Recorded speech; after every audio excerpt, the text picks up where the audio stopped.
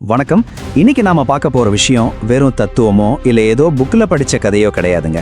இது நம்மள பல பேரோட வாழ்க்கையில தினமும் நடக்கிற ஒரு நிதர்சனமான உண்மை.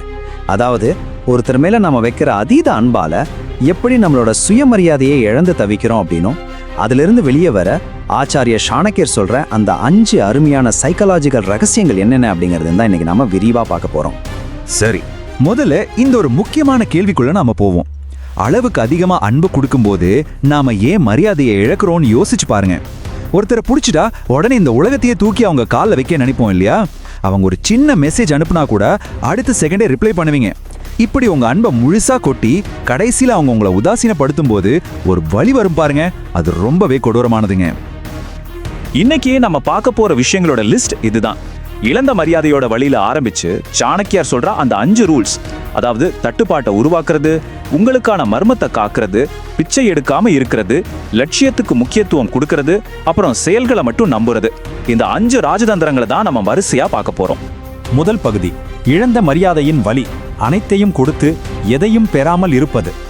இங்க இருக்கிற மிகப்பெரிய பிரச்சனை என்ன தெரியுமா? உங்களுக்கு எவ்வளவு முக்கியமான வேலை இருந்தாலும் சரி, அதையெல்லாம் அப்படியே தூக்கி போட்டுட்டு அவங்க கூப்பிட்ட குரலுக்கு ஓடி போய் நிப்பீங்க. உண்மையை சொல்லணும்னா உங்களை நீங்களே ரொம்ப சீப்பாக்கிக்கிறீங்க. இந்த 90% அப்படிங்கிற நம்பரை கவனிங்க. 90% உறவுகள் ஃபெயில் ஆகிறதுக்கு காரணமே நம்ம எப்பவுமே அவங்களுக்கு அவைலபிளாக இருக்கிறது தான். நான் உனக்காக எப்பவுமே இருப்பேன் அப்படின்னு நீங்க காட்டுற அந்த ஆழமான அன்பு ஒரு கட்டத்துல அவங்களுக்கு ரொம்ப சாதாரணமாகவும் சலிப்பாவும் மாறிடுது. சாணக்கியரின் முதல் விதி, தட்டுப்பாட்டை உருவாக்குங்கள். எப்போதும் கிடைக்கக்கூடியவராக இருப்பதை நிறுத்துங்கள். எக்கனாமிக்ஸ்ல இருக்கிற அதே வேல்யூ ரூல் தான் ஹியூமன் ரிலேஷன்ஷிப்ஸ்க்கும் செட் ஆகும். எப்படின்னு கேக்குறீங்களா? இப்போ தண்ணீரே எடுத்துக்கோங்க. அது எல்லா இடத்துலயும் ஈஸியா இலவசமா கிடைக்குது. அதனால அதை நாம பெருசா மதிக்கிறதே இல்ல.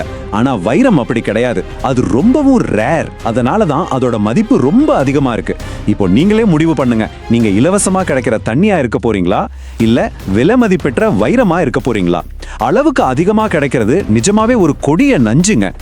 சாணக்கியர் ரொம்ப அழகா சொல்றாரு, மனித உறவுகள்ல நீங்க எந்த அளவுக்கு அதிகமா கிடைக்கிறீங்களோ அந்த அளவுக்கு உங்க மதிப்பு குறையும். இதுதான் நிதர்சனமான உண்மை. சரி, இதுக்கப்புறம் நீங்க என்ன பண்ணணும்? அவங்க ஒரு மெசேஜ் பண்ணா 1 மணி நேரம் கழிச்சு பொறுமையா ரிப்ளை பண்ணுங்க. சாரி, நான் ஒரு முக்கியமான வேலையில இருக்கேன் அப்படின்னு சொல்ல பழகுங்க. இந்த ரிலேஷன்ஷிப்பை தாண்டி உங்களுக்கென்று ஒரு தனிப்பட்ட இன்ட்ரெஸ்டிங்கான வாழ்க்கை இருக்கும்போது தான் உங்க அன்புக்கும் ஒரு மரியாதை கிடைக்கும். அடுத்ததா சாணக்கியரின் 2வது விதி, மர்மத்தை காப்பாற்றுங்கள். ஒரு திறந்த புத்தகமாக இருக்காதீர்கள்.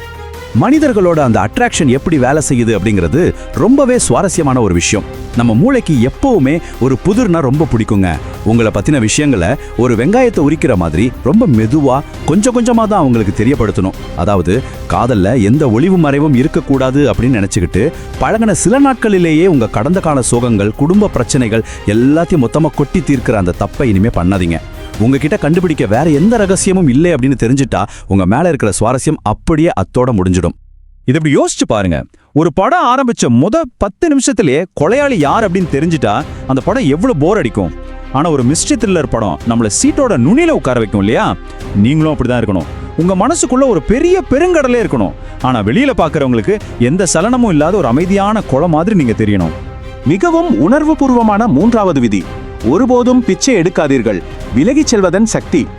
நேத்து வரைக்கும் உங்க கூட சிரிச்சு பேசின ஒருத்தர் திடீர்னு உங்களை அவாய்ட் பண்ணும்போது வர்ற வலி இருக்கே, அது ரொம்பவே கொடுமையானது. அப்போ நான் என்ன தப்பு பண்ணேன், என்கிட்ட ப்ளீஸ் பேசு அப்படின்னு பெரிய பெரிய மெசேஜா அனுப்பி கெஞ்ச தோணும். ஆனா ஒன்னு புரிஞ்சுக்கோங்க, ஒரு நாய்க்குட்டியை நாம துரத்துனா அது ஓடும், ஆனா நாம திரும்பி நடந்தா அது நம்ம பின்னாடியே வரும். மனித மனமும் அப்படிதான். நீங்க கெஞ்சினா அவங்களுக்கு உங்க மேல காதல் வராது, வெறும் பரிதாபம் தான் வரும். ஒரு கட்டத்துல அந்த பரிதாபம் எரிச்சலா மாறிடும். அதனால உங்களை அவமதிக்கிற இடத்துல ஒரு செகண்ட் கூட நிக்காதீங்க. மொத்தமா கான்டாக்டை கட் பண்ணிட்டு வந்துகிட்டே இருங்க. அப்படி நீங்க எந்த பதிலும் சொல்லாம அமைதியா விலகும் போது அவங்க மூளையில என்ன நடக்கும் தெரியுமா? முதல் வாரம் அவங்களோட ஈகோ ரொம்ப சந்தோஷப்படும். கண்டிப்பா இவன் திரும்பி வருவான்னு நினைப்பாங்க. ஆனா 2வது வாரம் என்னது நிஜமாவே நம்மளை விட்டு போயிட்டானா அப்படிங்கிற ஒரு பயம் அவங்களுக்குள்ள வர ஆரம்பிக்கும். 3வது வாரம் ஒரு ரொம்ப வேல்யூபிளான விஷயத்த நம்ம மிஸ் பண்ணிட்டோமோ அப்படிங்கிற ஒரு குற்ற உணர்ச்சியும் வருத்தமும் அவங்கள ரொம்பவே உலுக்கி எடுக்கும். அதனாலதான் சொல்றாங்க, எந்த ஒரு உறவுல இருந்தும் எந்த தயக்கமும் இல்லாம ஒருத்தரால விலகி போக முடியுதோ அவங்க கையில தான் அந்த உறவோட முழு கட்டுப்பாடும் இருக்கும். தயவு செஞ்சு உங்க கண்ணீரை தொடச்சிட்டு இந்த நிதர்சனத்தை புரிஞ்சுக்கோங்க. எப்பவுமே விலகி போறவங்களுக்கு தான் இங்க மதிப்பு அதிகம். அன்பை எப்பவுமே கெஞ்சி வாங்காதீங்க. உங்க சுயமரியாதையால அதை கெத்தா சம்பாதிங்க. 4வது விதி, காதலை விட லட்சியத்திற்கு முன்னுரிமை கொடுங்கள், உங்களுக்கான சாம்ராஜ்யத்தை உருவாக்குங்கள். இந்த சம்மதம் சொல்ற ஒரு மிக கசப்பான உண்மை என்ன தெரியுமா? ஒரு தெளிவான லட்சியமோ பொருளாதார பலமோ இல்லாத ஒருத்தரோட அன்பை இந்த உலகம் ஒரு அற்பமான பைத்தியக்காரத்தனம் அப்படின்னு தான் முத்திர குத்தும். ஒரு சின்ன மெசேஜுக்காக காத்துக்கிட்டு அவங்களே சுத்தி வரும்போது நாம ரொம்பவும் சாதாரணமான பலவீனமான ஒரு ஆளா தெரியும்.